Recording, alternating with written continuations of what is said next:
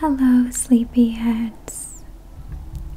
I thought today might be a good day to finally sit down and film a video, a sort of story time about my celebrity encounters. The list is pretty long. It's about a page and 2/3.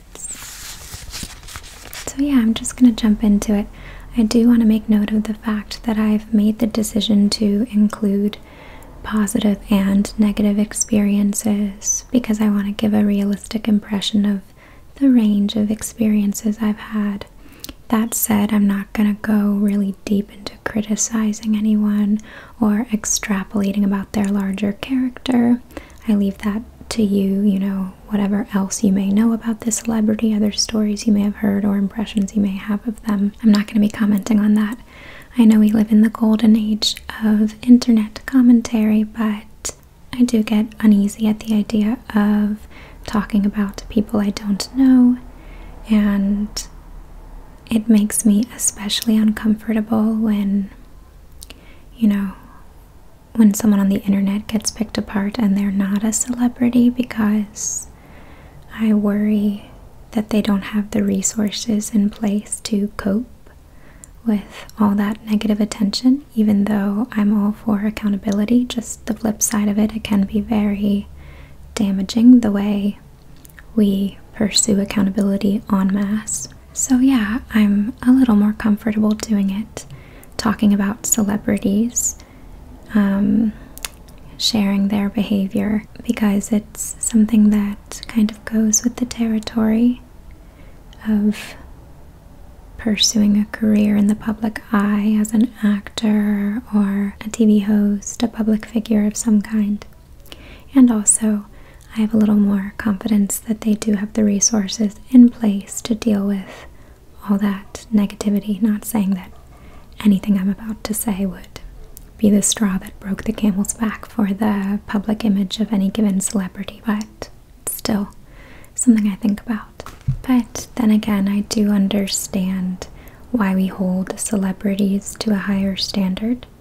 We know that they've achieved a certain level of financial safety and even been successful far beyond that. Not even just celebrities, but when I'm out and about, if I have a really negative interaction with a stranger, catch myself assuming things about their finances based on, the car they're driving or something else about them that honestly could be attributable to something else, car payments, or I don't know, they could be in debt for all I know. But the second I think I know that they make a lot more money than I do, I scrutinize their behavior even more, like I hold them to that higher standard. One type of cognitive bias of which we can all be guilty when we're interacting with strangers. Another thing that's often at play with us when we're interacting with people we don't know is fundamental attribution error,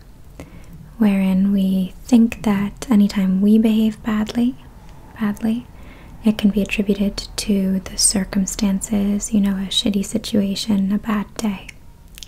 But when we see someone we don't know behaving badly, we attribute that behavior to some character defect, some overarching problem with their personality that we assume is omnipresent. It exists day to day for them. So for us, it's a fluke, and for them, it's emblematic of their rotten personality or their inherent stupidity or their inherent laziness, whatever. So something I keep in mind, even though it feels like we know celebrities, maybe someone else would sing their praises about, a fantastic interaction they had with the celebrity in question, and then I had a really shitty experience with that same celebrity. And it's the same with all people. There are some people out and about in the world who think that I'm absolute shit because they had an absolutely shitty experience with me. Okay, without further ado, I'm probably not going to get through the whole list, so I'll break this up into multiple videos. So first up, Ellie Goulding. She walked into Urban Outfitters one afternoon, and I knew that she was going to be playing a show that night. I had really wanted to go to that show. I was a big fan. You know, she was already a superstar. I think everyone already knew her by that point.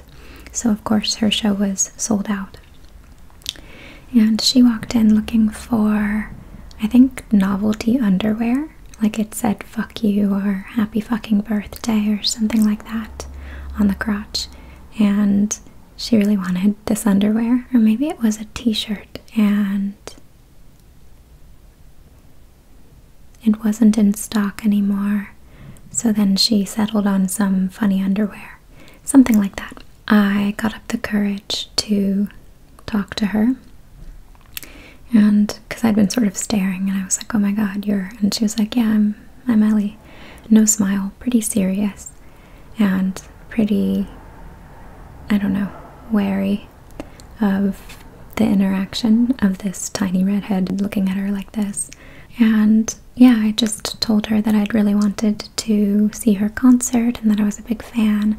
And she was like, oh, you're coming tonight? And I said, no, it's sold out. Didn't get a chance to get tickets. And she was like, you would have gone on your own. And I was like, no, my older sister would have gone with me because at that point I don't think I could drive yet. And she said, okay, I'll put you on the list.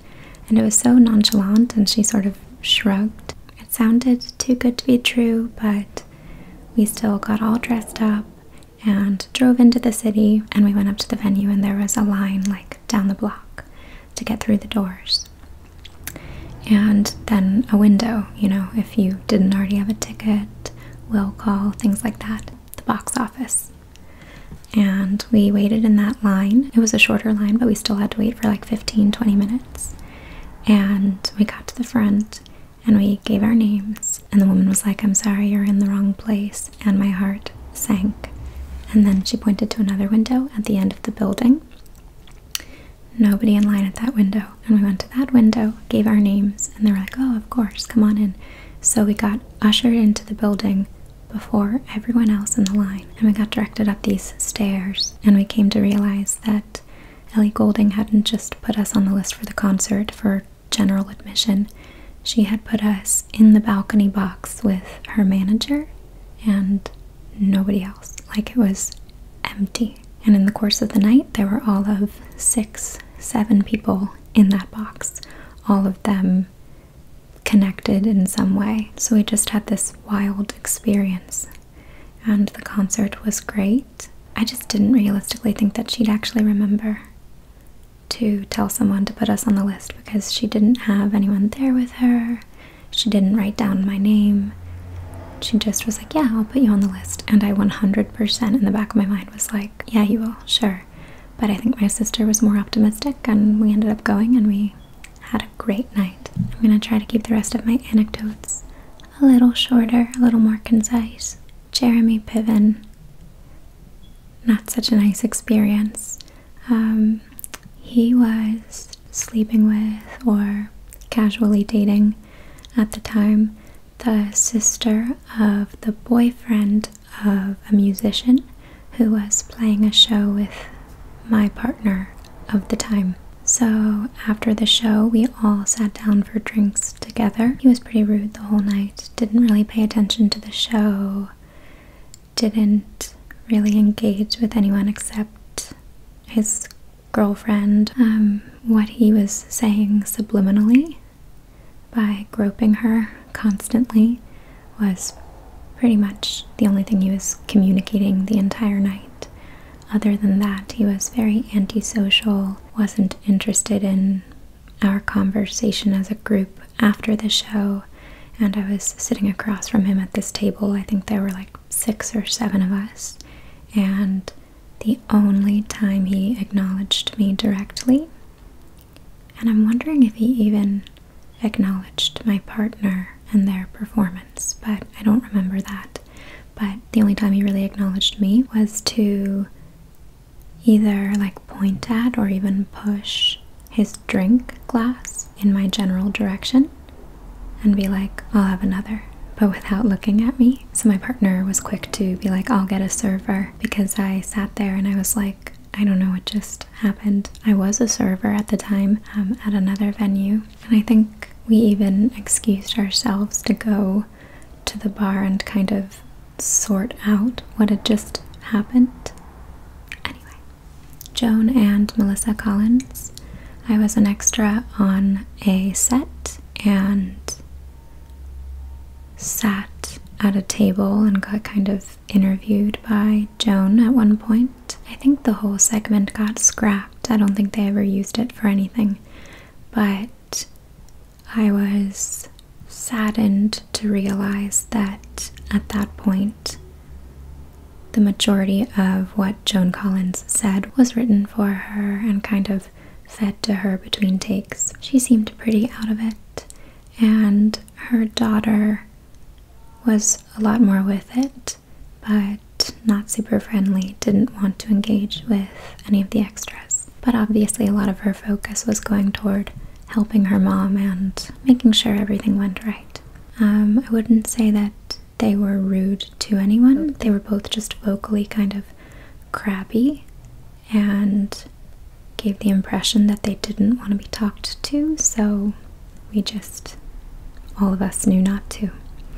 Alec Baldwin, the person I was seeing at the time, was booked to perform for a private party that Alec Baldwin was hosting in the Hamptons. So I was his guest and got to attend the party, and at this point he was already with Hillary, but from what I witnessed, they were super nice. There wasn't a lot of press at this party, and it was a smaller gathering. I do think it was for some sort of business purpose, so yeah, they probably were on their best behavior, but I will say that a lot of celebrities, even when they know they should be on their best behavior, can't control themselves. You know? Not a lot of celebrities, just people. That's the thing that some people can't do, regardless of circumstance. And I will say that from what I saw, they seemed lovely. No additional comment. Alicia Vikander. Maybe it's Alicia Vikander, but she was in Ex Machina and The Danish Girl, and I think she's married now to Michael Fassbender. I was drunk at a bar in New York and just out with college friends, and I saw her and got super excited. She already was, I think, an Oscar winner by this point, so again, you know, an exciting spotting. And at the encouragement of one of my friends from my improv troupe, I went up to her and was like, "Hi, I'm a big fan." It's so sad, so pathetic. And she was not excited to have the interaction, to meet a fan. She was very dismissive. She was like, "Okay, well, I'm just trying to enjoy my night." That was it. And it's not like she was being bombarded. Like, she was just standing in the middle of the room, maybe waiting for someone, but no one else had accosted her yet. I don't even think anyone else had identified her. She looked very nice. She had a very pretty white linen dress on, and yeah, just wasn't a good interaction. I get it. I mean, I think I get it, but as a standalone experience, again, not making any assumptions about her beyond the experience, but in a vacuum, it was pretty rude. I don't know. Everyone handles things differently. Okay, so this video is getting longer, so I'm going to do two more. Jamie Lee Curtis. Okay, this isn't my direct experience, but I 100% know it to be true because the person to whom it did happen sees famous people all the time and has no reason to lie, and I don't know them to ever embellish. But I was there. I just missed the moment. We were at the movies together, and they came to our seats with the popcorn. They had gone to get the snacks, and they were like, what's the name of that woman from Freaky Friday? And I was like, Jamie Lee Curtis. And they were like, yeah, she just gave me this popcorn. Apparently, Jamie Lee Curtis had been in line in front of them for concessions and had turned around and said, do you want this? I only ever need a little, and scooped some of the popcorn out of the bucket and gave the rest to them, and was like eating popcorn out of her hand as she walked away into a different showing. Sadly, this theater only has 3 screens, so odds were good that we would end up in the same movie as Jamie Lee Curtis, but we went to see 8th grade. She went to see something else. I don't know. Okay, so last celebrity, Willow Smith. I served Willow Smith once a few years ago, and she was so sweet. Like, holy shit. Of course, Will Smith's kid would be so sweet. She ordered a pizza with egg on it, and it was all over her face at one point, but she was just so engaged. She was like, this pizza is so good. You made such a good recommendation. I love it. And just being so complimentary of me and just so nice about the entire experience. Like, I honestly would have thought it was the best day of her life. And she was also a teenager at that time, so she already had learned to be super kind to people out in the world, even in positions of service, and even without adult accompaniment. Like, it was just her and a couple friends her age. So, and then I told her that she had egg yolk on her chin, because it honestly happens all the time with that pizza. It's a super messy pizza. And she was like, oh, do I? Like, oh, thanks so much. It was just, I don't know, when you're a server, the interaction goes on for a while. So it was just an hour of Willow Smith being a human ray of sunshine. So there you have it. So that's just a random sample. And I'll make, oh, you know what?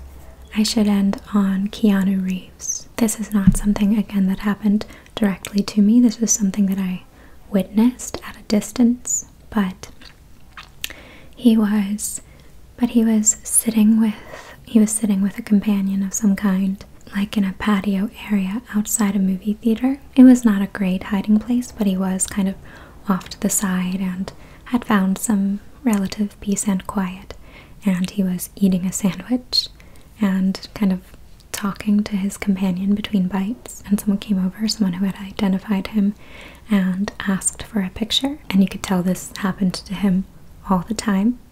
And he put down his sandwich and he kind of brushed the crumbs off, and his head was kind of hanging, like he was not super excited to go do this.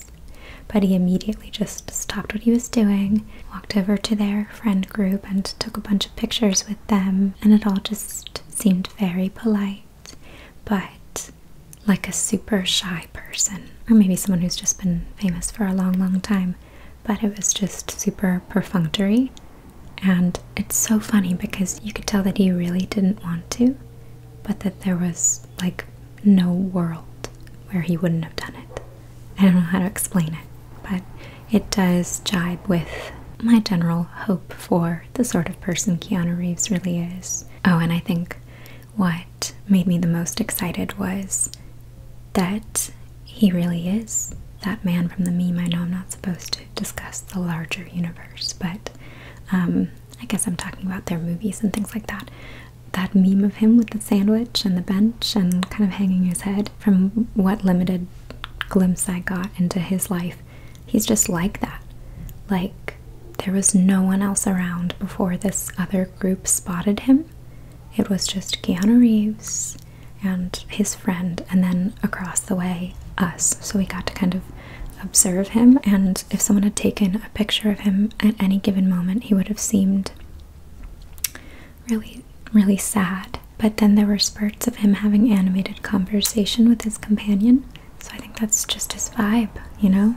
And he literally was eating a sandwich. So okay, so there are lots of other stories I can tell you. Let me know if you want me to just stick to the ones where I actually spoke to someone or had I don't know, I guess I didn't speak to Jeremy Piven, but, you know, had a closer quarters kind of interaction, a more legitimate interaction. Or if you like, when I intersperse these little lesser stories, like I could tell you about following Billy Boyd around Universal for like an hour. We never interacted, but I felt like I learned a lot. But in the meantime, I hope you get lots and lots of good REM sleep. And as always, I hope all your dreams are sweet.